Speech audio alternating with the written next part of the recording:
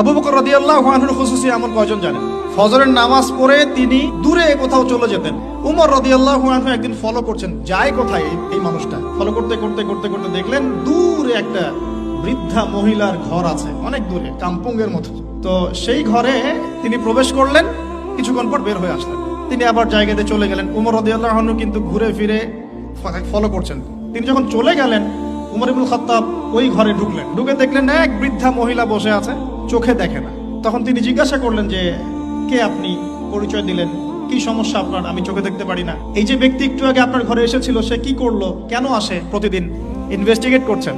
তখন ওই বৃদ্ধা বলছেন, এক ব্যক্তি আসে প্রতিদিন ফজরের পরে, এসে আমার ঘরের কাজকর্ম করে দিয়ে যায়, আমি জানি না সে ব্যক্তিকে, আল্লাহ তার ভালো করুক।